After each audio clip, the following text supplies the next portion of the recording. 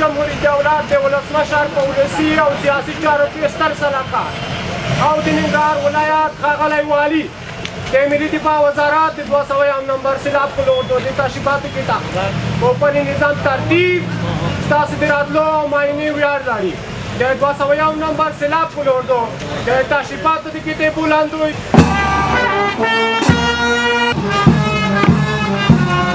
زي media kelas tahun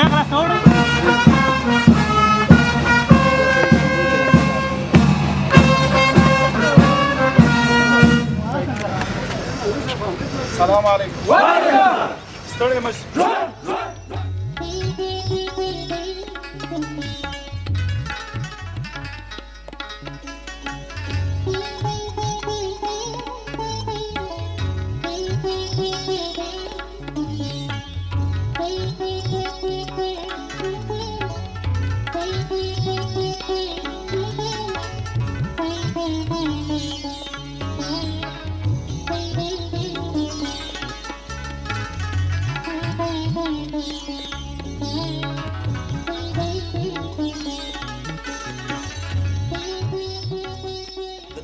ټولو ګډونوالو او ډیر معزز د ولسمشر سلاکار او د ننګرهار قدرمن والي امرخیل صاحب او د غونډې ټولو ګډونوالو اغلو خاغلو ستړي مشي ښه راغلاست قدمونه مو پلې مو د خدای جل جلاله شکر ادا کوم چې د ننګرهار د سرپرستۍ ډېر دروند مسؤلیت نن د خپلو اوږو څخه ښکته او خپل قدرمن مشر امرخیل صاحب ته سپارم په سیاسي او ولسي چارو کې د ولسمشر ستر سلاکار او د ننګرهار نوی والي صاحب ښاغلی ضیاءالحق امرخیل ته د مبارکۍ ترڅنګ په ټولو چارو کې د همکارۍ ډاډ ورکړ د سیمه ییزو ارګانونو خپلواکې ادارې مشرتابه د ډېر لوی باور څخه چې په جریان د یوې نوي میاشت کې پر ما وکړو د زړه له تله مننه همداراز د نظامي او ملکي ادارو ټولو درنو مشرانو د ولایتي شورا اعضاو د ولسي جرګې درنو وکیل صاحبانو او ټولو هغه ولسونو قومي مشرانو چې په جریان د دې دوره کې زما سره څنګ په څنګ کار وکړو زما ملاتړ یې وکړو د زړه له تله مننه کوم د یو نوي دود په توګه د ننګرهار ټولنیز اقتصادي سیاسي امنیتي انکشافي وضعیت یو لنډه کتنه ښاغلي والي صاحب ته ډالۍ کوم تر څو وکولی شو په ګډه په دغه مسایلو کې د ننګرهار د بقا لپاره د ننګرهار د رفاه لپاره کار وکولی شو تاسو ټولو ته یو ځل بیا هم ښه راغلاست وایم خدای دې وکړي چې ستاسو ټولو درنو ولسونو قومي مشرانو مخورو لپاره د خدمت جوګه وګرځو او د ښاغلي والي صاحب راتګ دلته په نیک فال نیسو هر کله دې راشي والي صاحب ډېر ښه راغلاست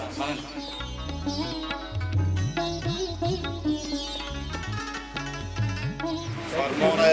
جلال‌مآب رئیس جمهوری اسلامی افغانستان فرمان شماره 64 روی 6/13/99 رئیس جمهور اسلامی افغانستان در مورد تقرر مشاور ارشد رئیس جمهور اسلامی افغانستان و والی ولایت ننگرهار با تأسیس از حکم فقره 13 ماده 64 قانون اساسی افغانستان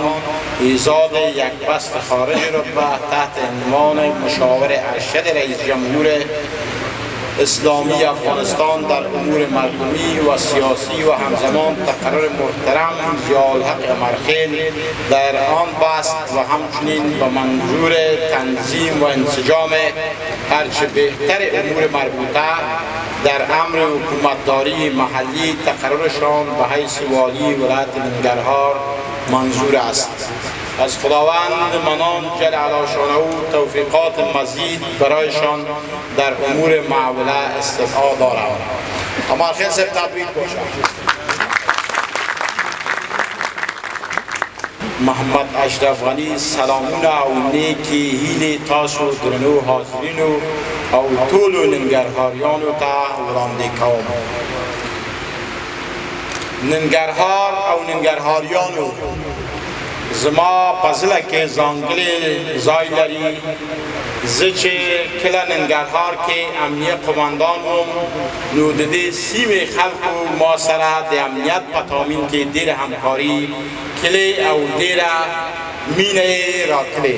ننګرهار د علم او ادب ځای ده. ننګرهار د سولو د جرګو کور دي او ننګرهاریان امن خوښوونکي خلک. قدرمن والی صاحب هیله ده چې تاسو ننګرهاریانو ته ښه خدمت وکړئ او هغه خلاوې چې شتون لري له منځه یې یوسي. ننګرهار یو مهم ولایت دی چې ولسونه په ټولو ملي مسایلو کې هر مهال برخه اخیستي. له بده مرغه چې په تېرو څو کالونو کې د هېواد د نورو سیمو په څېر د دې سیمو خلکو هم د ناامنیو له امله ډېرې قرباني ورکړې او اوس باید دې ولایت ته ډېر پاملرنه وشي. نخست از همه منتگزار شما مردم ولایت ننگرهار هستم. یک دوره که به خدمت شما بودیم واقعا همکاری بسیار صادقانه را داشتیم و چیزای خوبی را در ولایت ننگرهار و تجربه گرفتم. رازگویی و حقیقتگویی مردم از یک طرف و از جانب دیگر کسانی که در این ولایت صادقانه خدمت کنند. خدمت فرزندای افغانستان همیش اینا به یادآوری میگیرند و سر زبانایشان هست که من تشکر میکنم. یکی از ویژگی ها و خوبی هایی که من همیش در همه مجالس محافل یاد میکنم حفظ ارزش ها، داشته ها و سنت هایی که در سطح کشور ما رایج است، خصوصا جرگه ها و مشوره ها که در این ولایت به شکل جدی حفظ شده و جایگاه خود داره. ما آرزو دارم که تقویت این داشته های سنتی کهن و تاریخی و با افتخار ما بیشتر از پیش باید حفظ گردد. قدم دوم تشکر میکنم از حمایت شما از نیروهای امنیتی افغانستان که فرزندای ننگرهاری در گوشه و کنار افغانستان به خاطر تامین امنیت و خدمتگزاری روزانه جانای شیرین خود از دست میدن. این بزرگترین و کلانترین افتخار برای شما مردم است که در این برهه تاریخ به خاطر عزت و سلامت افغانستان هر روز در گوشه و کناری وطن فرزندان خود قربانی میدید. امروز با برادر عزیز ما جناب امرخیل صاحب روحیه تعاون و همکاری خود داشته باشند. شناخته که از برادر عزیز ما والی صاحب جدید تقرر ما در سالهای قبل که با هم یک جا کار کردیم دارم. اینا روحیه و احساس خدمتگزاری را به شکل جدیش دارند و ما متیقن هستیم که کمر به خدمت در ولایت بستن. زبان اینا میتونن موفق باشند که همکاری همه اقشار این ولایت با خود داشته باشند.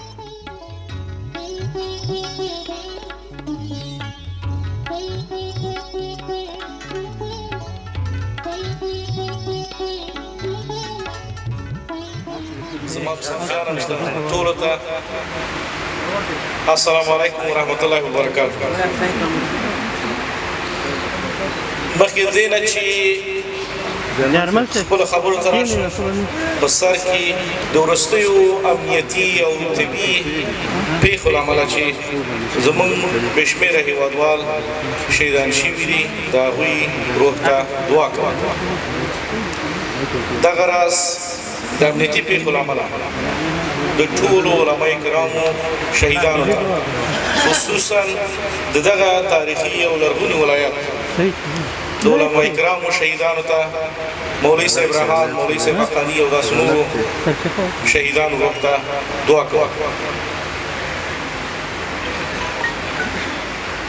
درنو وزارو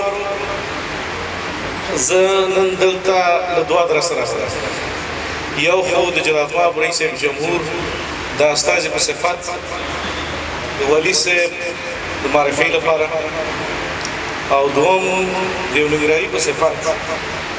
دلته غواړم ځینې خبرې په غیر رسمي او بې علایشه توګه هم خپله رایه ستاسو ته وړاندې کړم په دې معنا چې د جمهور رئیس لخوا نه به تاسو ته تعهد وړاندې کوم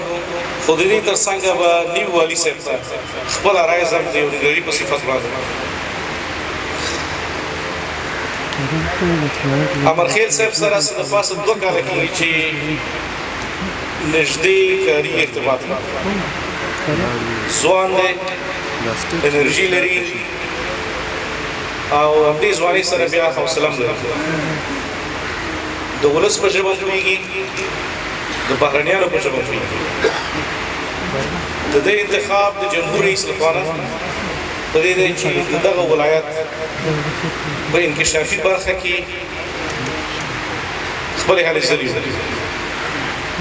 د ولسونو د اتحاد لپاره هم او د ولسونو د بسیج لپاره چې د نظام د ملاتړ لپاره هم د دوی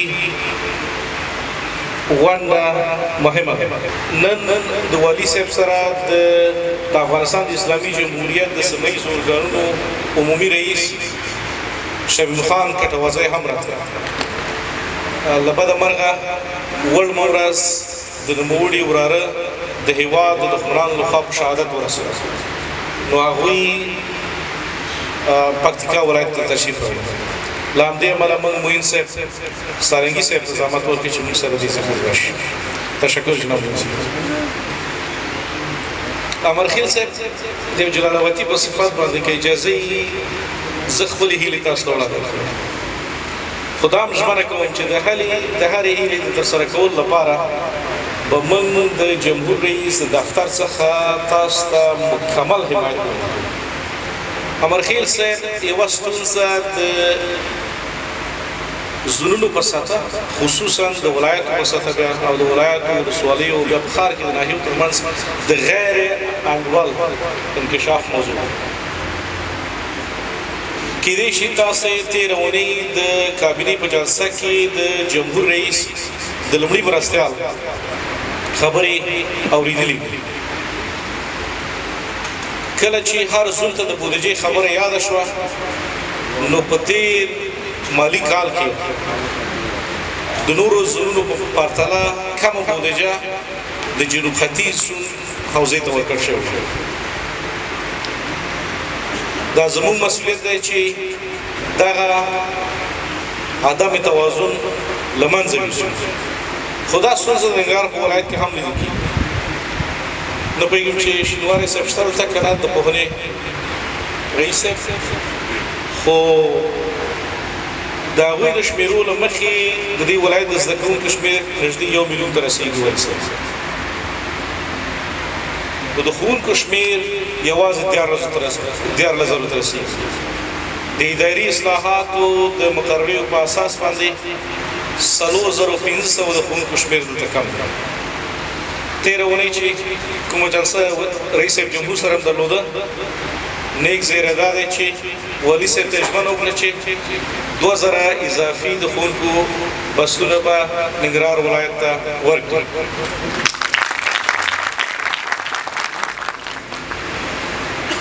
او دا کار به په همدې کال کې په همدې مالي کال کې له خیره سره ترسره کېږي. تعقیب یې زموږ د دفتر په لاس کې دی انشاءالله.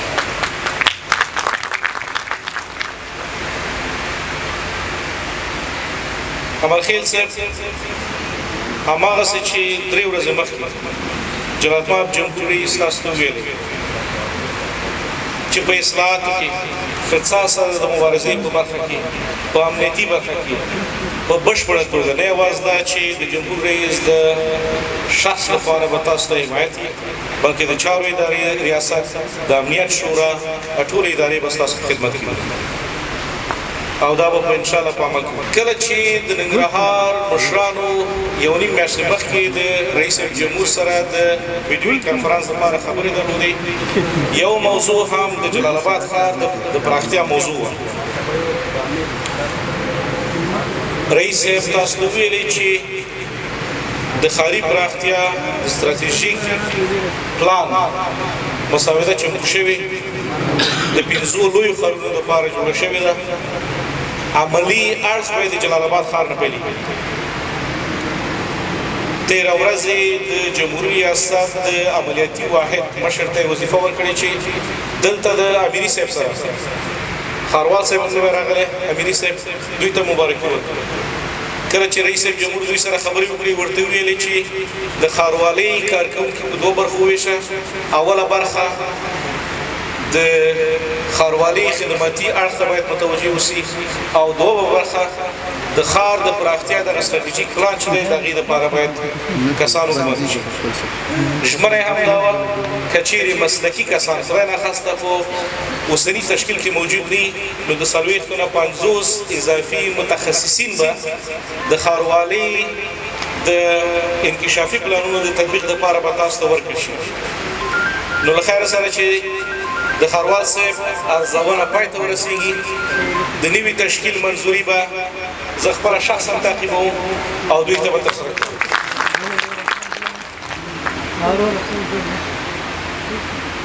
هر کله چې د عادلانه بودیجې خبرې کوو د عادلانه تشکیل او د عادلانه امنیت خبرې کوو زه پوهېږم چې د امنیت قمندان صاحب صحیح صاحب خیر راغلی دلته د پولیسو د تشکیل د کموالي خبرې کېږي او د دې ترڅنګ بیا د نفوسو د کره شمېر د نشتوالي موضوع هم یادېږي د چارو په اداره کې 3 ونې کېږي چې د الکترونیکي تذکرو د توزیع د چټکتیا دپاره موږ یو بېله اداره جوړه کړې ده چې دغه سرعت نور هم ګړندی شي پیل به یې ننګرهاریان خپله وښیي چې څنګه کولی شي ډېر ژر هماغه دا چې 2-3 میلیونه یا 4 میلیونه نفوس ادا کوو هغه په الکترونیکي تذکرو کې وښیو له بده مرغه کال وړاندې د الکترونیکي تذکرې په مرکز باندې حمله وشوه شهیدان هم ورکړه خو د ټولو نه بده مرغه د دغه پروسې هغه سرعت د ځنډ سره مخامخ له دې کمرغه د الکترونیکي تذکرو دپاره موږ د راډیو تلویزیون پخوانی تعمیر یا اوسنی تعمیر چې تر اوسه په دې 100 کلونو کې ترې استفاده نه کېده د ډي د فارم د پاسه تعمیر چې دغه ورته ځانګړی شوی دی نو موږ سره مرسته وکړي چې نفوس کرک تاسو ویلي چې د حصارک او د شیرزاد نه پرته نور ټولو ولسوالۍ ته تللي یاست د ولایت سره بلد یاست خو د ولایت او خصوصا د جلال آباد ښار سره موږ یو عاطفي اړیکه هم لرو د تاریخي پلوه ننګرهار او ختیځ زون ولایتونه د ټول افغانستان دپاره د بشري منابعو مرکز د شمال نه نیولې تر غربه پورې او جنوب او مرکزه پورې د ښوونکو څارنوال صاحبانو قاضیانو ډاکټرانو مرکز د ننګرهار ولایت مرکز جلال آباد ښار دې ځینه وته اما داسې ښکاري چې په تېرو 2-3 ولسونو کې دغه اهمیت متاسفانه جلال آباد ورو د لاسه راځي په دې باندې موږ ډېر بحثونه کوو په نړۍ کې او حتی د افغانستان په ځینو ولایاتو کې عام د علم عام د تخنیکي زده کړو او هم نړۍ سره په یوه ژبه خبرې کولو پروسه ډېره ګړنده شوې ده همدا اوس په جلال آباد کې کله چې به ښار ته ننوتم 25 کاله مخکې په کوڅو کې د لوی یو وړې لوحې په تقریبا 30% یې لیکلي فضلیه دا زما د خطاطۍ لوحې وي خو د کمپیوټري خدماتو له کبله اوس دغه لوحې ټول کمپیوټري شوي فرهنګي او علمي بنسټونه غواړي چې جلال آباد ته راشي دلته علمي کنفرانسونه دی دلته د پوهنتون د استادانو سره توامیت ولري اما پوهېږي اوس د بلخ هرات او د کندهار په پرتله موږ د مېلمنو دپاره د شپې د اوسېدو ځای نه لرو خصوصا بهرنیو مېلمنو ما د حاجي صاحب تور ملنګ سره نه پوهېږم چې دلته شته که نه شته او د هغوی دوستانو سره سلام علیکم چې په خصوصي طور کې ډېرې هلې ځلې کړي 2-3 جلسې درلودې او دوی ژمنه کړې چې له خیره سره د خصوصي او عامه شراکت د قانون په اساس باندې بل خیر سره د مېلمنو دپاره څو ځایونه جوړ کړو چې نه یوازې دا چې د علمي کدرونو سفر دلته اسانه بلکې د سرمایه ګزارانو راتګ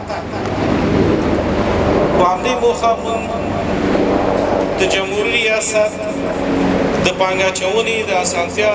عمومي رئیس ښاغلی عطا نصیب هم ځان سره دلته راوړل کومې ابتدایي خبرې شوي دي د برېښنا کارونه خصوصا د لمریزې برېښنا موضوع به ژر پیل شي دغه راز د کانال د ځمکو د پراختیا او د هغوی د محصولاتو د صادرولو موضوع باندې هم کار روان دی بیا ټینګار کوم چې د دې ټولو ژمنو د تعقیب مرکز او مرجع زما دفتر دی که تعقیب کې نیمګړتیا راځي زه ملامت یم بل هېڅوک نه ملامت او همدې برخه کې به جناب والي صاحب سره کار کوي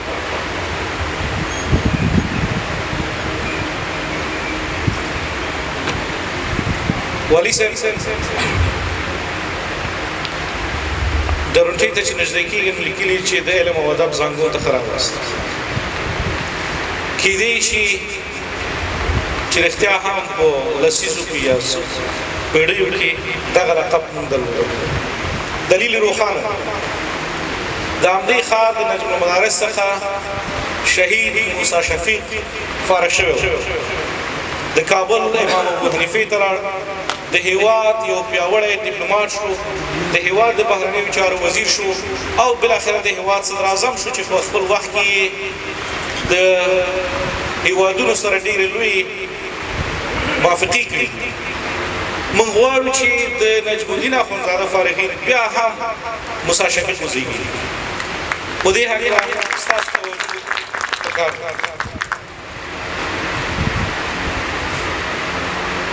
والي صاحب د پښتو د 5 ستورو 3 ستوري د دې سیمې که هغه رښتین صاحب دی که هغه خادم صاحب دی دغه راز د پښتو د حماسي شعرونو مخکښ ملنګ جان هم همدلته ښخ د افغانستان د خپلواکۍ باني امان الله خان دلته ښخ د نړۍ د عدم تشدد سرلاره باچا خان او بشمیر تاریخي څیرې موږ غواړو چې د دغو شخصیتونو هیلې عملي کړو یو دوه جملې چې تاسو رئیس جمهور ته ویلې هغه نقل کوم والي صاحب رئیس جمهور ته ویلې چې زه ستاسو مامور یم جناب رئیس هر ډول امر چې کوئ د هیواد هر ګوټ ته چې مالېږي زه حاضر یم چې لاړ شم او ننګرهار خو مې کور دی هلته زه هم کار کوم خو زما کاري پروسه کې به خنډونه هم وي دلته به ځینې فاصلې کړي زما د کارونو مخنیوی کوي دلته په ډېره منظمه توګه خلق به ارګ ته ستاسو حضور ته به داسې خبرونه راوړي چې ګواکې والي صاحب د ځینو کسانو سپکاوی کوي ځینو کسانو ته دسایز جوړوي ځینې کسان بې ځایه څارنوالۍ ته معرفي کوي. خو زه په دې بشپړ باور لرم چې دلته ولسونه د فساد ضد سره په مبارزه کې به د والي صاحب سره په کلکه توګه ملاتړ کوي.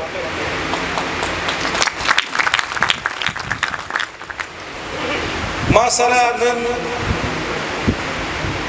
د جناب رئیس جمهور د حقوقي چارو ستر صلاحکار عیساخیل صاحب هم تشریف راوړی. عیساخیل صاحب چې په تیرو څو اونیو کې زموږ د دفتر له لارې د فساد سره د مبارزې په برخه کې کومې کړنې کړي، رښتیا هم د دې نتایج به په نږدې راتلونکي کې په ملموسه توګه وګورو. نو جناب والي صاحب په دې برخه کې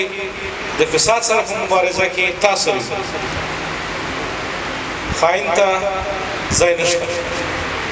او کولای شو چې په ګډه سره دغه سرطاني پدیده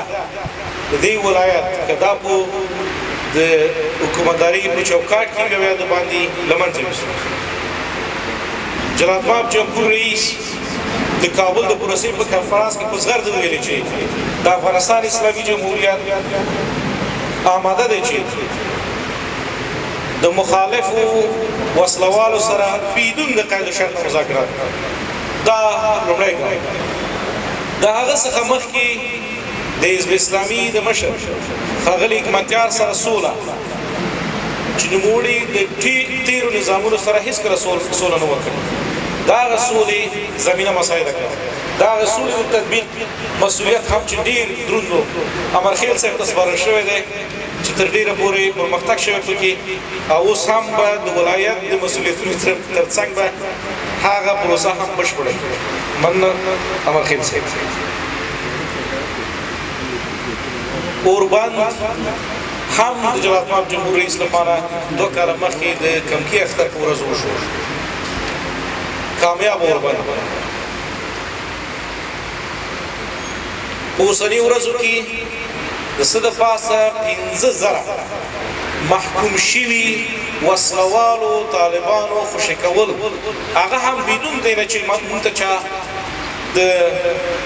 اوربند ژمنه راکړي او یا موږ ته ووایي چې مذاکرې خاص د ولس د دغې مقدسې غوښتنې په ځواب کې جمهور رئیس د دغو زندانیانو د خوشي کولو فرمان صادر کړی. موږ غواړو باعزته تلپاتې او دایمي سوله په دې وطن کې نافذ شي. خو کومه موضوع چې زه غواړم په ډېرو واضحو الفاظو د ننګرهار باعزته ولس ته ورسوم، هغه دا دی چې په هېڅ قیمت سره دغسې یوې پرېکړې ته به کله نه رسېږو او یو حتی لږ تر لږه بحث پرې نه کوو چې خدای ناخواسته د نظام د سقوط سبب ګرځي. دلته مخکې معین صاحب سارنګي ویلي چې په آینده به جمهوري اسلامي افغانستان. والي صاحب هماغسې چې شیرزاد ته وروسته د 10 کلو نه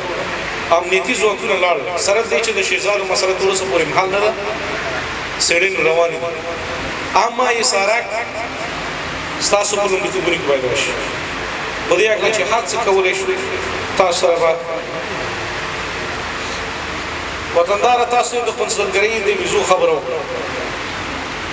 په دوامداره توګه د بهرنیو چارو وزارت سره موږ تماس کوو. تعقیب یې زموږ په غاړه، خو دغه کارونه زموږ دفتر لخوا نه کېږي. دا چې څنګه دوی ظرفیت زیاتوي، څنګه د هېوادوالو د ویزو د غوښتنلیکونو پروسه په باعزته توګه پروسس کېږي، دا د ټولو غوښتنه ده زما په شمول سره. والي صاحب درته بریالیتوبونه غواړم، در سره ولاړ یو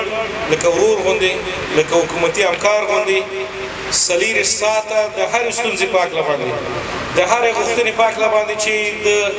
22 ولسوالیو او د ښار د مختلفو نواحیو نه تاسو ته راځي، موږ به اماده یو چې تاسو سره همکاري وکړو. ومن الله توفیق. ژوندی دې وي افغانستان، ژوندی دې وي د افغانستان اسلامي جمهوریت.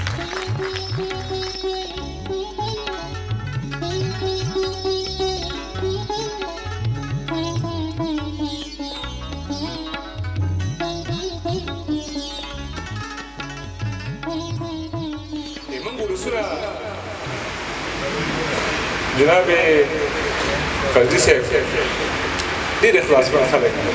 او چا چې په اخلاص ورته وکتل ډېر زیات اخلاص واخلي ډېر زیات قدر یې کوي او د ننګرهار د خلکو غټ صفت یې دغه دی چې ننګرهار خلک مېلمهدوست خلک دي او همیشه یې د مشرانو عزت کړی دی او بیا داسې مشر چې موږ ورته کله کله د ملي مشر خطاب هم کوو ځکه ده یو ځوانانو ته روحیه ورکړله او د هغې په دې خاطر موږ صفتونه هم کوو یادوري هم کوو دا چې نن ولایت ته راغلو نو ما په نظر باندې فضلي صاحب د غټ وزارت حقدار هم خو بیا هم ننګرهار ته ښه راغلاست وي په خیر راشئ هر کله راشئ فضلي صاحب تاسو ډېرو مهمو بنیادي مسایلو ته اشاره وکړه او دا د ولسونو حق هم دی غواړم چې یوه مسله تاسو د بودیجې نه انډول دا که مرکز کې دی او که دلته دی وزیر صاحبان که واسطه څوک ولري څوک ورشي نو هماغه کلی هماغه منطقه په بودیجه کې ورسره نیسي خو که څوک د وزیر سره تعلق نه لري پیژندګلوي نه لري نو د هغه ولسوالي پاتې ده د هغه کلی هم پاتې دی او په ننګرهار ولایتي اداره کې هم دغه مسله ډېره زیاته موجوده ده تاسو باور وکړئ چې دلته بیخي غیر متوازن انکشاف روان دی هر شی چې راځي مشخص یو ځای ته ځي خو لرې پرتې ولسوالۍ د دې نه نامحرومې دي لکه څنګه چې د مخکې اشاره ورته وکړه د سارک ولسوالۍ یو ځوان نه بیخي سره وایي چې موږ د افغانستان په خاوره کې اوسېږو هم نه ځکه چې هلته کوم ظلمونه او وحشتونه شوي دي تاسو مخکې ورته یادونې وکړه صرف موږ 1 میلیون په معارف کې شاګردان لرو او دا سیند تقریبا د 18 نه بلان دي صحیح موږ 1 میلیون صرف سټیکر تذکرې اخیستې وي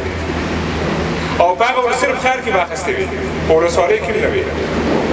نو دا 2 میلیونه صرف د بېسود ولسوالۍ کې اوس دا ناحیه شوې ده صرف حساب وکړئ هغه هم 2 میلیونه کسان اوسېږي د ننګرهار اوسنۍ احصایه کراوالو دا تقریبا د 5 میلیونه زیاته احصایه صرف په ښار کې ژوند کوي خو موږ ته حق د څونه راکول کېږي 1.4 میلیونه ته سیتامې ته ورشه د سیتامې وضعیت وګوره دا نن تاسو لاړ شئ په واډونو کې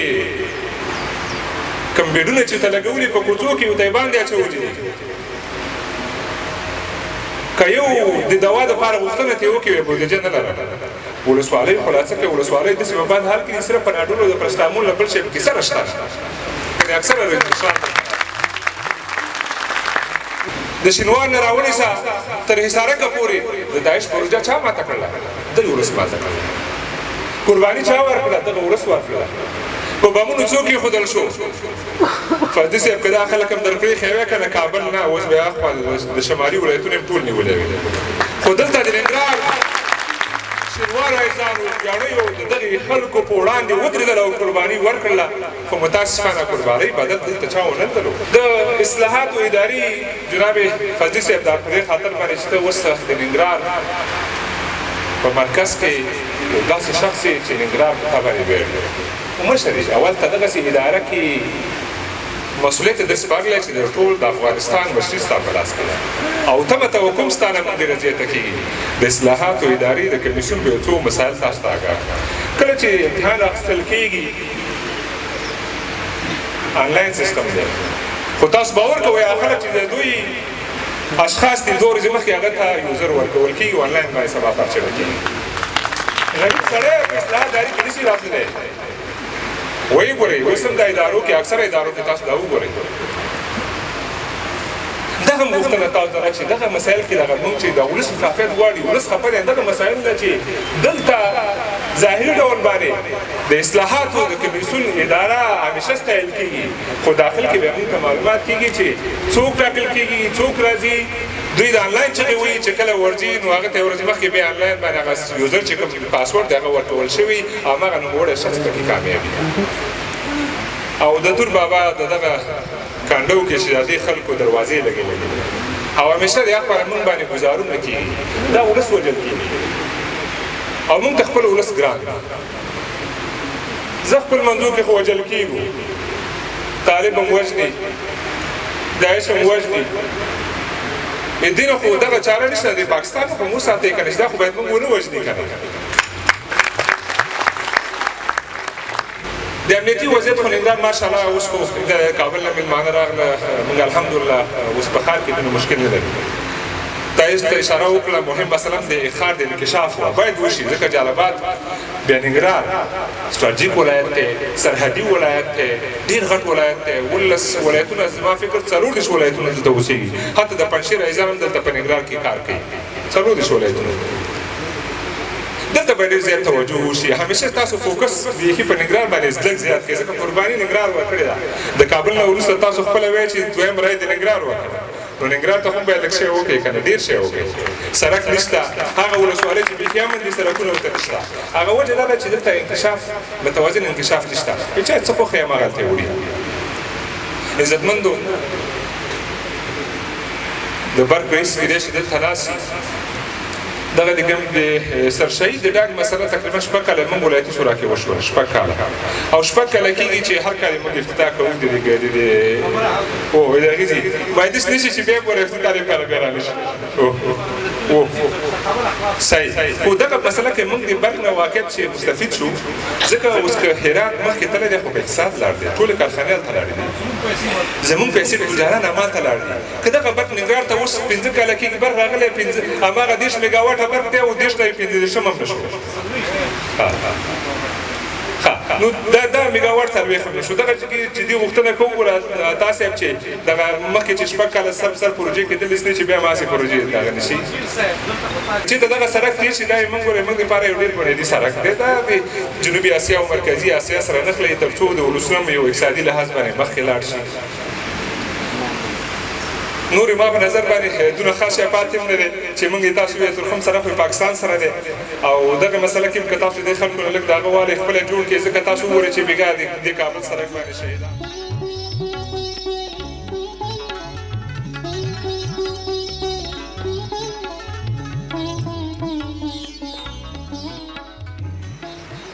زه په دې مطمئن یم چې جناب امرخیل صاحب چون په خبرو کې مې یاد نه کړه ښه راغلاست ورته وایم خو د خدای نه ورته دعا کوم مدد غواړم چې په دغه ولایت کې کامیاب شي زه په دې یقین لرم لکه څنګه چې دوستانو صفت وکړو صفتونه خو ماشاءالله الحمدلله ټول مثبت دي داسې کوم صفت نه لري چې د باندې مونږه منفي خبره وکړو خو مطمئن په دې ما چې دلته هم د ننګرهار والي صاحب نوی شو هم زموږ د امنیت عمومي رئیس فضل هادي او همدارنګه ستانکزی صاحب او همدارنګه د قلوردو قمندان همدارنګه شاروال صاحب هم نوی شو یعنی تقریبا مکمله کابینه زموږ د ننګرهار نوی شوه نو زه امیدوار یم که چېرته موږ او تاسې ولسونه هم خپل عزم خپل نیتونه خپل اخلاص نوی کو د سر نه کو د دې کابینې سره چې وکولی شو د ملت ته صلح آبادي آرامش او سوکالي راوړي دوستان په انکشافي مسایلو باندې وغږېد انکشافي مسایلو کې په تېره دوره کې زه ډېر داخل وم ځکه د بودجې د کمیسیون رئیس وم او دلته ډېرې پروژې داسې شته دغه د دور بابا سړک که تاسې ووایئ 3 سړکه مونږه زما د وکالت په 2م کال کې ما په بودجه کې شامل کړي وو یعنې دا اول په بودجه کې شامل شوي دي بیا وزارت ته ورغلي دي متاسفانه چې مشکلات یا محلي دي یا زموږ د حکومتونو مشکلات دي او یا قومي او سیاسي مشکلات چې دا پروژې نه تطبیق شوي د ګورې کاشکوټ سړک د مولوي صاحب خالص د فامیلوي سړک او همدارنګه د دور بابا سړک دا درې واړه په یوه ورځ په بودجه کې شامل شوي چې یو سړک یې جوړ شو د دور بابا د مولوي صاحب خالص فامیلي د ګورې کاشکوټ هم جوړ شو او د دور بابا سړک د کمپنیانو د مشکلاتو د وجې نه د سیاسي مشکلاتو د وجې نه د محلي مشکلاتو د وجې نه تر اوسه پورې څو پیرې رد شو څو پیرې تدارکاتو ته لاړه همدارنګه شرکتونه بلیک لیست ته لاړه نو زه فکر کوم که موږ او تاسې په یو اتفاق په یو اتحاد د دغسې پروژو ملاتړ وکړو په دې یقین لرم چې دا پروژې به انشاءالله تطبیق شي او موږ او تاسې د والي صاحب سره تعقیب کړو او دلته ډاکټر سیف فضلي وعده وکړه زه به د یقین لرم چې څون دا د ننګرهار د سره د دې چې د ټول افغانستان مسؤلیت ور په غاړه ده خو په دې باندې یقین لرم هغه څه چې زموږ حق ده او په کاغذونو کې یا په بودجه کې شامل شیان دي هغه به انشاءالله تعقیبوي او دا به موږ هم ورسره تعقیبوو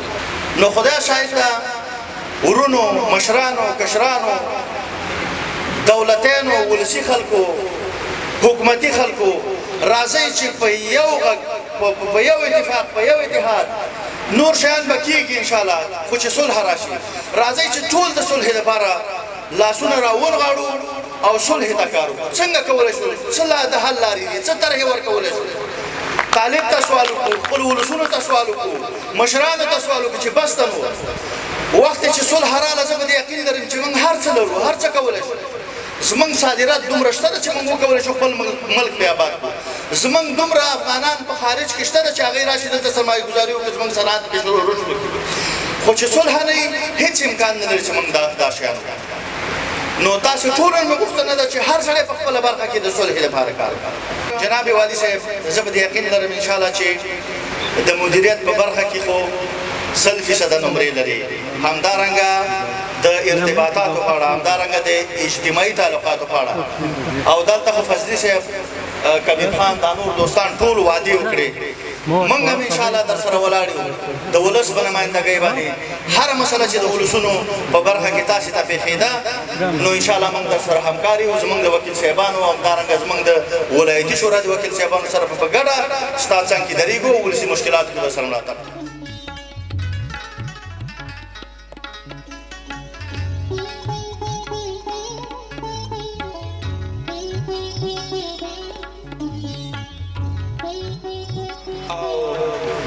ځوانانو زما ګرانو خویندو ژورنالستانو مدني فعالانو قومي سپین ږیرو السلام علیکم ورحمت الله وبرکاته د آخري ویناوال کله کله ډېر خسته کن او کله کله داسې وي چې هغه څه چې دا په ذهن کې لري هغه یو بل څوک ووایي او ما دلته چې لیدل تقریبا اکثرت هغه موارد چې ما په ذهن کې و ډاکټر سیف فضلي او همدارنګه نورو دوستانو یادوري و دوستانو او معزز و مشرانو د ننګرهار دردېدلو ولسونو د ننګرهار پیاوړو ولسونو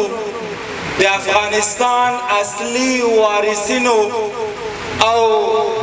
قرباني ورکوونکو څیرو غواړم یادوري وکړم چې زما لپاره نن افتخار او ویاړ ده چې مخامخ درته ولاړ ویاړم او افتخار کوم په دې باندې زه نن د جرګو او د مرکو کور ته راغلم زه نن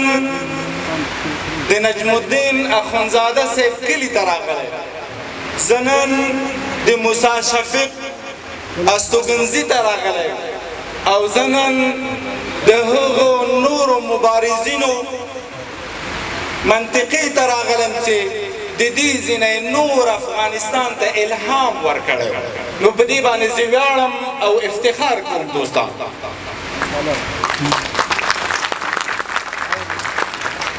نه تنها د هغو مشرانو ویاړ او افتخار ده بلکې عملا داسې یو ولایت ته راغلی چې ټول افغانستان احسانمند ده افغانستان ځکه احسانمند ده چې دې ولایت په جمهوریت او د نظام په پایښت او ټینګېدو کې یو رغنده رول لوبولی ده هغه یې په ټاکنو کې ګډون وکړ او د ټاکنو په نتیجه کې نن موږ نن یو مشروع نظام لرو چې دا ویاړ افتخار دې ولسونو ته راځي زه چې کله دلته راتلم نو ولسمشر سره جناب رئیس سره به مجلس و نو موضوع دوه درې ځل راته یادوري وسو چې باید ننګرهار ته لاړ شم یو دو ځل مې خاموشي اختیار کړه اما دریم ځل باندې کله چې رئیس صاحب وغوښتم بحث یې راسره وکړ خبره یې راسره شریکه کړه جناب ډاکټر صاحب فضلي په مجلس کې شتون درلودل نو ما یادوري وکړه ځکه د هغې نه مخکې یو مشوري مجلس مې درلودل خپلو ملګرو سره نو ډېرو ملګرو مې مخالفت کول نو زه ما ملګرو ته وویل چې دوستانو زه ننګرهار ته ځکه ځم چې نظام د ننګرهاریانو احسانمند ده زه غواړم چې دغه احسان په بدل کې یو خادم د دوی پاتې شم زه غواړم د احسان په بدل کې د دوی لاسنیوی وکړم او زه غواړم چې شخصا زه احسانمند یم زه ځکه احسانمند یم چې ما سره شخصا کافي مرسته کړې همکاري راسره کړې ده لاسنیوی یې زموږ کړی ده حمایت یې زموږ کړی ده د نظام یې حمایت کړی ده نو زه په ویاړ افتخار دلته راغلی یم نو کله مې چې ملګرو بحث مې ورسره شریک کړ او دوی خپله مشوره راکوله نو ما ورته وویل چې زه 4 میلیونو وګړو ته نه ځم ما ورته وویل چې زه د دې نظام یو سپاهي یم یو عسکر یم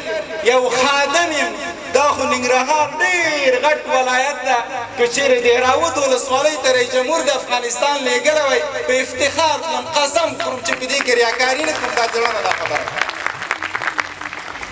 دا ځکه زه وایم چې دغه ولسونو د نظام د پایښت لپاره کافي قرباني ورکړې دغه ولسونو خپل سرونه نظرانه کړي دغه ولسونو هر خطر په ځان باندې منلی ده مګر نظام یې نه ده پرېښی زما د داعش قصه هرګز نه هېرېږي دوستان زه فکر نه کوم چې تاریخ هغه قصه هېره کړي زه فکر نه کوم چې تاریخ هغه درد هېر کړي چې کوم درد په دې منطقې راغلی په عراق او سوریه کې میلیاردونه ډالر ولګېدل داعش ته یې ماته ورنه کړه دلته ولس راجب شو په مقابل کې ودرېد داعش یې د دې منطقې څخه ورکړه نو زه دا ویاړ او دا افتخار بیرته ولسونو ته راجع او ویاړم ولسونه در باندې افتخار در باندې کوم افغانستان در باندې ویاړي تاریخ به در باندې ویاړي او اطمینان در کوم چې د یو همفکري په شکل هم تر څنګ درېږي یو خواخوږي په شکل هم تر څنګ درېږي د یو هم نظري په شکل هم تر څنګ درېږم او یو خادم په شکل هم تر څنګ درېږم نه غواړم په تاسو باندې هېڅ معامله وکړم نه موقف غواړم نه چوکۍ غواړم نه پیسې غواړم هېڅ هم نه غواړم په دې دا ځکه دا بحث غواړم چې یادوري در سره وکړم چې ارزش راته لري ما په دې ولایت کې په داسې وخت کې ژوند کړی دی چې په افغانستان کې د نور ژوند کولو چانس راته نه زما یادېږي چې کله داخلي جنګونه په افغانستان کې و نو موږ کابل نه کډه وکړه دلته بېرته راغله په چراګان کې پراته وو په ښار کې نه وو پراته وو همسایه پروت وو کېدای شي همسایهګان او همفکري مې نن دلته موجود وي 2 کوټۍ مې درلودلې یوه به چې راڅڅېدله بلې ته به تلو هغه سختې ورځې مې یادېږي خو زه ځکه ورباندې ویاړم چې موږ ته یې په سخته ورځ کې ځای راکړی زه ځکه په ننګرهار باندې ویاړم چې په داخلي جنګونو کې تنها یوازینی ولایت و چې د کابلي د پرواني د کاپیسایي د میدان وردګ او د پکتیا او د لوګر د هر افغان ته ګزاره شوې نن هم نښې نښانې موجود دي یو ته د کابل کیمپ ویلې بل ته د تګاب کیمپ ویلې نورو منطقو کې اما د هیڅ چا عزت ته صدمه ونه رسېدله د هر سړي ګزاره دلته کېدله جنګ سالاران حضورداران په افغانستان باندې حاکم وو اما دلته د دوی مجاهدین د دوی مشران د دوی علما د نورو مناطقو سره فرق دی ځکه دلته علم حاکم دی ځکه دلته دلسوزي حاکم وه او دلته هغه د اخوت د ورورولۍ بحث و نو دوی خپلې سینې او خپلې غېږې خلاصې کړې نور افغانانو زما یادېږي ډېر کشر جناب ډاکټر صاحب فضلي خبرونه به مې ډېر تعقیبول رسنۍ به مې تعقیبولې اخبار به مې لوستل زما یادېږي چې د همدې منطقي مشرانو جهادي رهبرانو باندې فشار وارد کړ یو وطاق کې کېنول چې تاسو صلح وکړئ صلح چې ونه کړي اجازه نه ده زه د ډېرو شهداو زامن ګورم د شال ناست دي زما په دې مجلس کې نو دا د ننګرهار هغه ځانګړتیاوې دي هغه خصوصیات دي پروردګار دی حاجي صاحب قدیر او همدارنګه نور قومندانان مجاهد صاحب دی نور سازنور صاحب دی محمود صاحب دی دا ټول د پروردګار دوی د وطن سره مینه درلوده نو نن زه ویاړم او افتخار کوم په دې باندې چې زه دې ټاټوبي ته راغلی یم او بال له دې نه مستقیما ولس سره به مې سر وکاږه بحث سیاسي هم دلته دوستانه وسول تخنیکي هم ډېر وسول د پروژو بحث هم وسول اما زه غواړم چې یو څو پیامه درته ولرم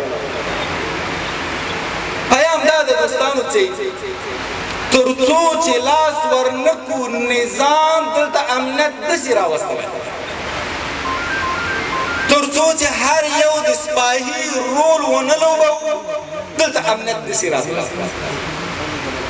ما یو څو ورځې وړاندې کابل کې وم زموږ د اهل حنودو وکیل صاحب راته راغلی و جناب یار صاحب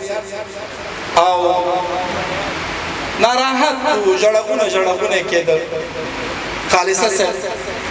نو پوښتنه مې څه وکړه چې خالصه صاحب ولې نن ډېر ناراحت دی زه هم ډېر ستړی وم مجالس مې په هغه ورځ ډېر کړي وو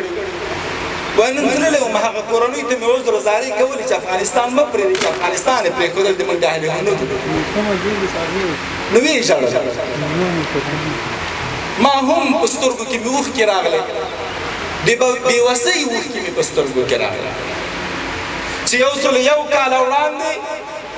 غازی امان الله خان کله چې موقف ته رسیږي اعلان کوي چې د ټولو لږکیو حقوق محفوظ دي ټولو ته به یو شان حقوق ورکول کېږي اما 101 کاله وروسته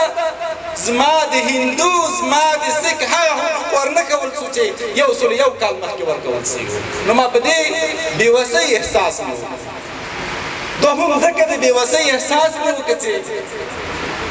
په موضوع کې ډېر عمیق لاړم چې موږ به کوم مندر ته موږ به کوم مسجد ته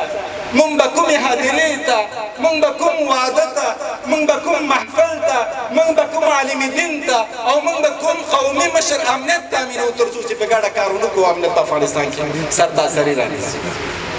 دا نظام په یوازې توګه مشرانو نشي کولی چې هم مسجد وساتي هم عالم وساتي هم قومي مشر وساتي هم ځوان وساتي هم خور وساتي دا د دې ولسونو مسؤلیت د دوستانو په دې باندې راخته کوي دا زموږ ګډ مسؤلیت موږ به پلان جوړوو موږ به قوي اراده لرو موږ به وسایل لرو ولس ته به راسره مرسته کوي چې په ښه شکل باندې ولس ته به مو لاسنیوی کوي چې په ښه شکل باندې دوستانو تطبیق او په دې برخه کې زه ډاډ درکوم چې زه به د هېڅ لارې چارې څخه دریغ نه کوم زه به داسې دروازه نه پرېږدم چې تاسو ته امنیت په راځي او زه ټک ټک نه کړم زه به داسې دروازه او مشر نه پرېږدم چې امنیت دلته راتللی سي او زه هغه ته ستاسو عذر او ستاسو درد او همدارنګه ستاسو پیام ورسوم دوستان زه ژمنه کوم دې اما همکارۍ ته په ډېره زیاته اړتیا په دې برخه کې لرم فضلي صاحب مخکې یاداوري وکړه ما د دې ولایت ډېرې ولسوالۍ لیدلې غاصب ته ډېر خطرناک هغه بې عدالتۍ ته چې لمن وهي هغه ته ډېر خطرناک ده که د طالب په وړاندې جنګېږئ د مسلح مخالفینو په وړاندې جنګېږئ د دوی په وړاندې هم غږ کوئ د دوی په وړاندې هم جهاد پیل کوئ د دوی په وړاندې باندې خاموشه پاتې نه سئ ځکه دوی دي چې نن په دې مملکت کې مشکل پیدا کړ د عدالت په شکل باندې تامینوي د ځمکو غصب بحث شته اداري فساد بحث شته په امتحان کې په ښه شکل باندې په هغه شکل چې لازم وي یو ځوان یو غریب زوی یو د دهقان زوی لاړ شي د هغه ټول عمر د ارمان پاتې شي چې ولې مامور نه شي زما د خویندو ده نو زه هیله کوم او په دې برخه کې غږ در باندې کوم مشرانو غږ در باندې کوم صادقانه غږ در باندې په دې برخه کې کوم چې لاس راکړئ او همکاري را سره په دې برخه کې وکړي. زه باور لرم چې د ننګرهار باعزته شخصیتونه سیاستمداران او همدارنګه نور سپېڅلي څېرې د هر یو د دې برخې څخه درک کوي. او زه خوشبخته ځکه ځان ته وایم چې اکثریت د ننګرهار سیاسي قشر پېژني او دوی ما پېژني. زه خوشبخته یم چې د ننګرهار په هره ولسوالۍ کې مې سلګونو شناخته او دوستان دي. او زه خوشبخته یم چې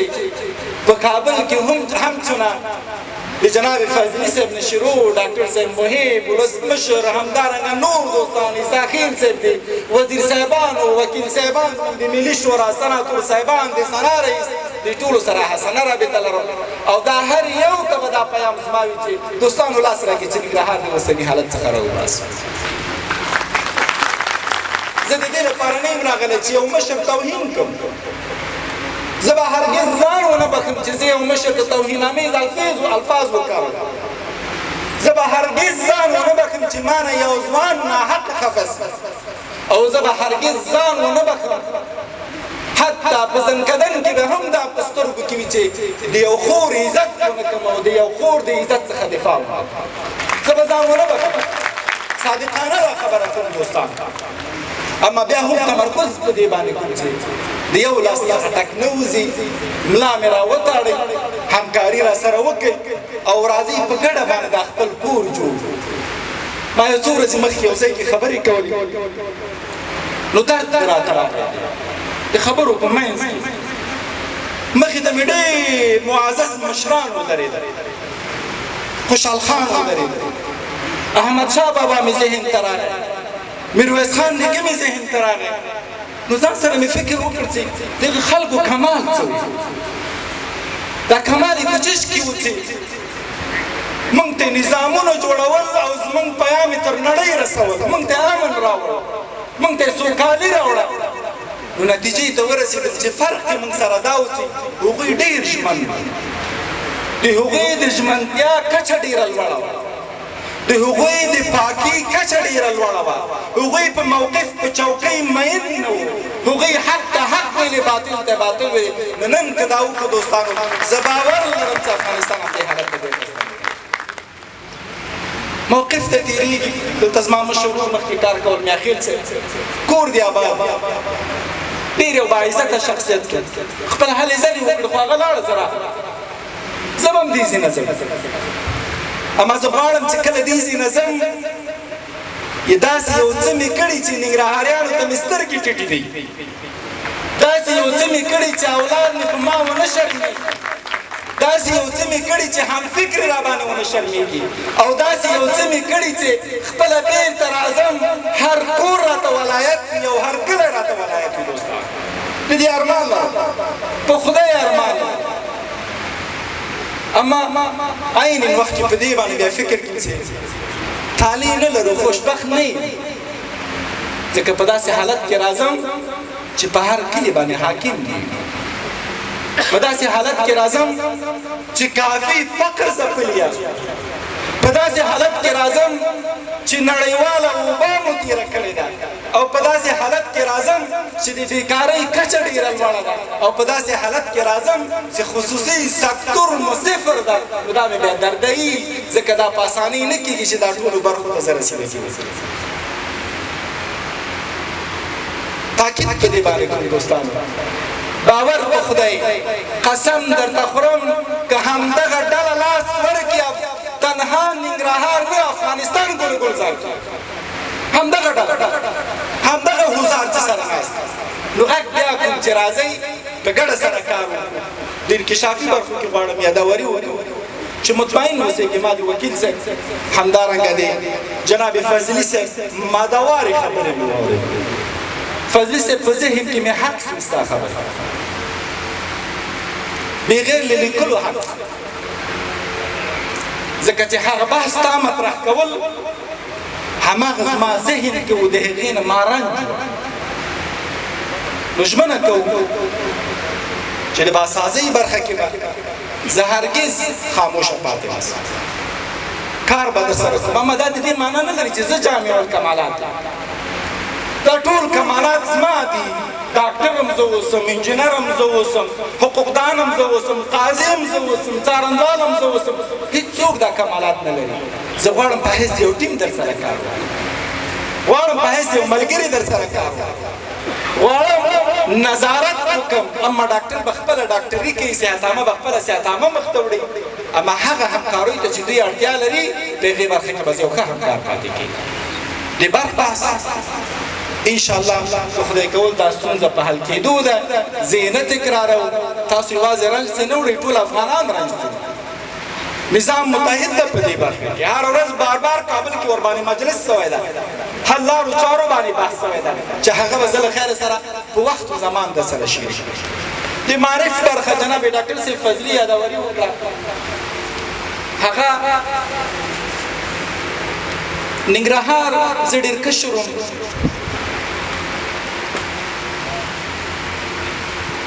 انور صاحب دلته تشریف لري د مجاهد صاحب زوی دوی سره مې نږدې رابطه وه لکه ورونه غوندې یو ورځ د دوی په مېهمانخانه کې یو سپین ږیری راغی ما ته ویلې وای ما په فلاني کال بدخشان او بامیانو کې معلمي کوله خان صاحب اما نن طالب دلته ځای کوي داعش دلته ځای کوي دلیل دا ده چې موږ علم نه لرې سوي یاست دلیل دا ده چې ورته کافي توجه نه ده سوې نو زه اطمینان درکوم چې په دې برخه کې باندې مخکې له دې نه چې راسه جلال ماب رئیس صاحب مې ولیدل همدارنګه د وزیره د معارف مې ولیدله د اصلاحات ادارې رئیس مې ولیدل د هغوی راسره ژمنه وکړه جلال ماب رئیس صاحب د لورینې پیرزونې نه د 2000 څخه تر 3000 معلمینو راته اطمینان نه کړ چې دا د ولس ته اعلان کړه چې څه کله بلخیره دا دلته ځای په ځای کېږي او همدارنګه به هغه مکاتب چې معلم کمبود سره مخامخ دي هغوی به نور کمبود سره مخامخ دي اما مکتب نو هغه وخت باکیفیته کېږي چې والدین د خپل اولادونو د حالت څخه ځان خبر مکتب مو هغه وخت باکیفیته کېږي چې یو معلم صاحب خپل دندې ته توجه وکړي او مکتب مو هغه وخت باکیفیته کېږي چې مرکز ورته توجه وکړي او مکتب مو هغه وخت باکیفیته کېږي چې ټول په ګډه باندې دې برخه کې کمپاین وکړو چې مکتب یعنې آینده مکتب یعنې نوی نسل روزنه مکتب سبا د افغانستان د نظام مدافع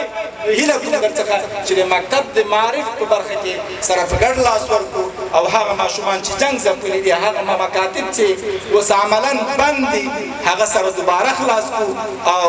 د ولس او د ماشومانو په وړاندې باندې هغه خلاص پاتې شي همدارنګه دوستانو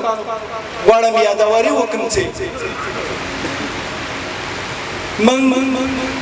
په یو څو برخو کې چې ستونزه عملا ډاکټر صاحب فضلي یادوري وکړه د بودیجې اطمینان درکوم چې وسط سال تقریبا بودیجې بحث خلاص ده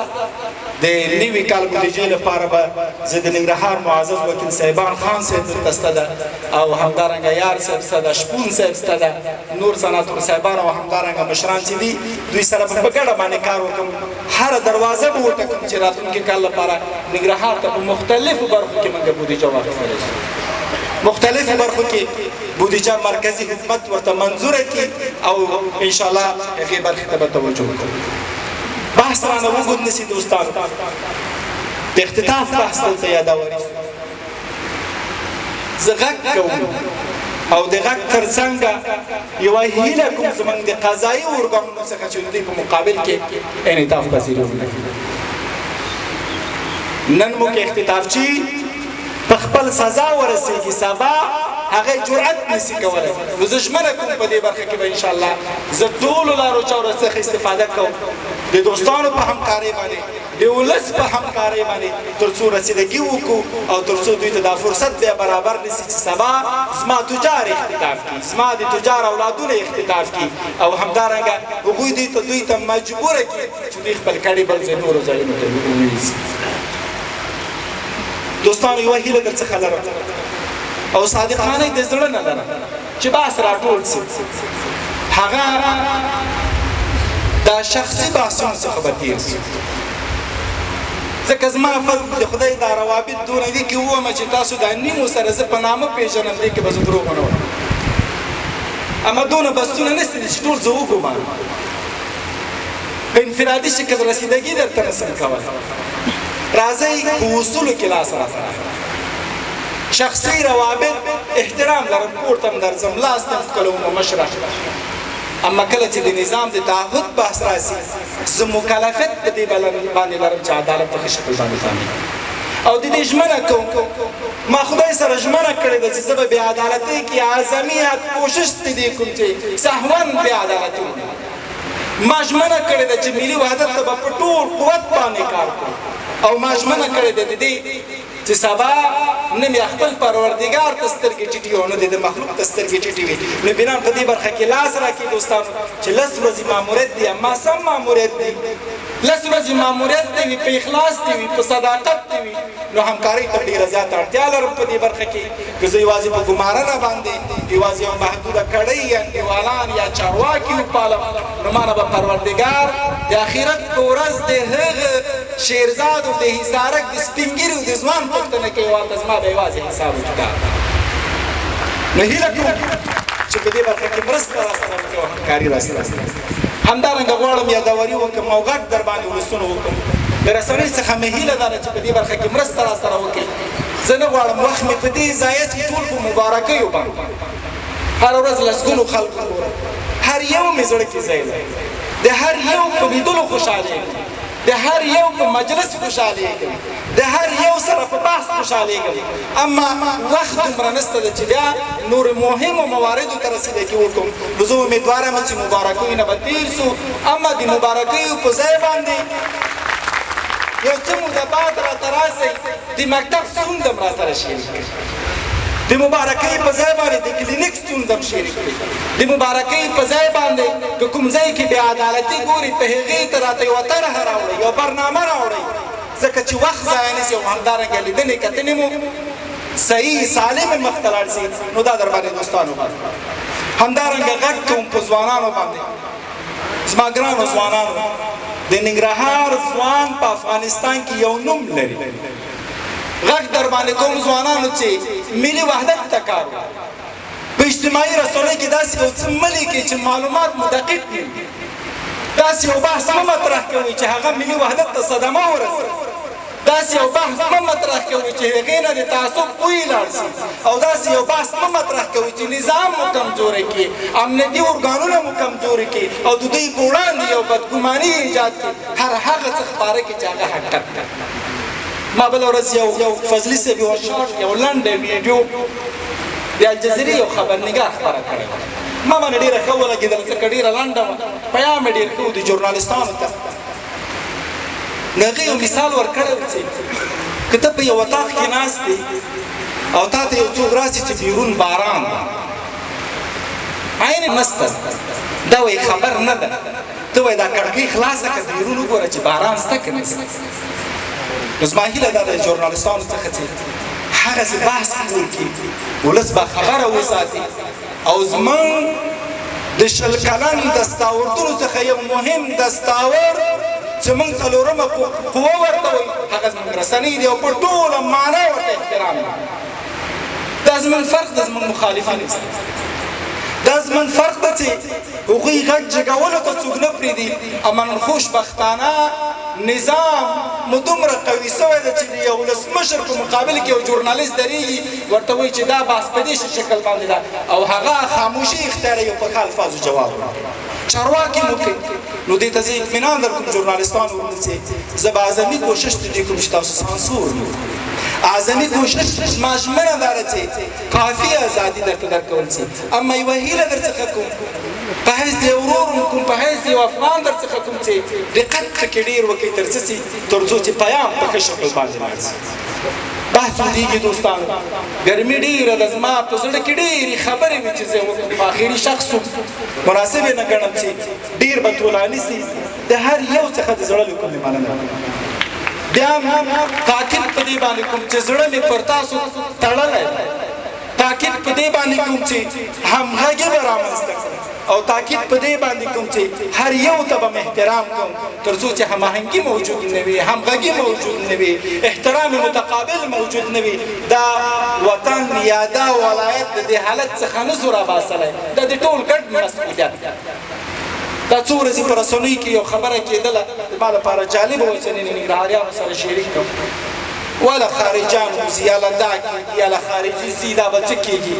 دا وطن زما او ستا ده دا به ما او تا ساتي په خارجي ډېر ځوان مه تړئ دوستان ورورولي هغه ورسره کوو روابط ساتو د نړۍ یوه برخه یاستو اما مسؤلیت د خارجي افغانستان جوړول نه دي زما او ستا دي یار صاحب مخکې مثال نو هیله در څخه کوم چې خپل امنیتي ارګانونو ملاتړ وکړئ د خپل نظام ملاتړ وکړئ او په خپل ځان اتکا وکړو په خپل مټو اتکا وکړو خپله یو بل باندې ورحمېږو خپله یو بل ومنو خپله یو بل ته د همکارۍ لاس ورکړو تر څو به بهرنیو باندې په دې برخه کې موږ اتکا کوو دا وطن زموږ و تاسو به موږ تاسو به د دې حالت څخه راباسو جوړوو به والسلام علیکم ورحمة الله وبرکاته